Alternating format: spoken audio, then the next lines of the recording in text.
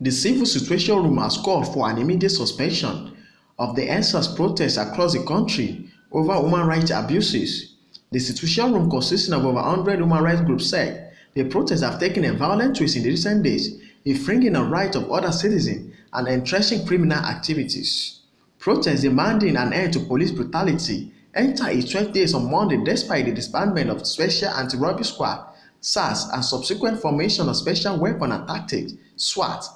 In the last couple of days, the exercise has become fierce, particularly in the Federal Capital Territory, Lagos and Benin State.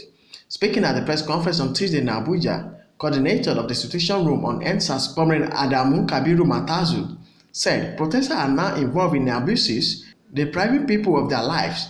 He, however, urged leaders of thought all over the world to prevail on the NSAS protesters to respect the rights of other citizens. To call on the NSAS protesters to stop the unwarranted violation of the rights of other Nigerian citizens and entrenchment of criminal activities in the country.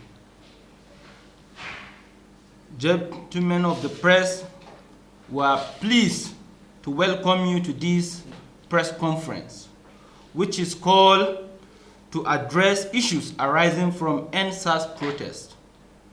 You will recall that when the incidents of police brutality first became topical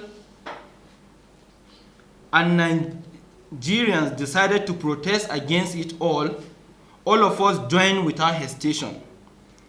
At the start of this protest, everyone was focused on issues while highlighting the need to call operatives of the Special Anti-Robbery Squad unit to order with the demand that the unit must be scrapped.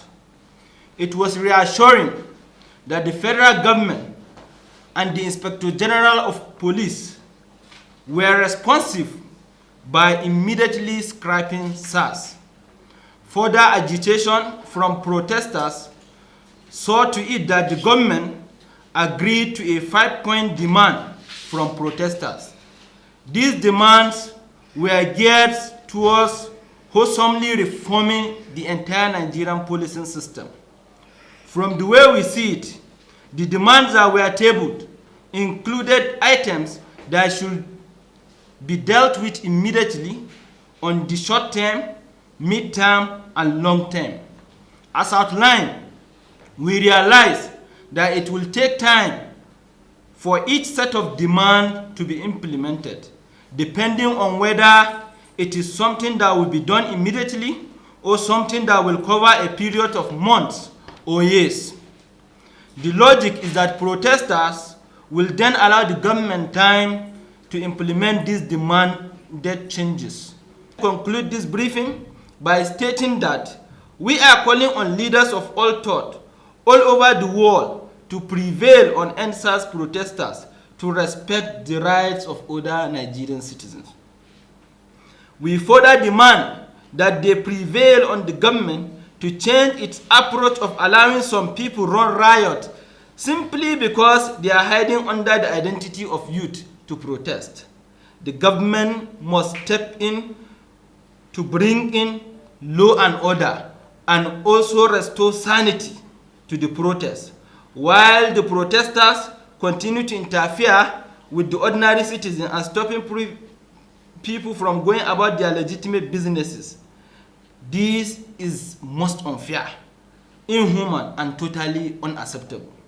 We call on the international community, the US ambassadors to Nigeria, the British High Commissioner to Nigeria, and all men of good conscience to call the errant members of these protests to order.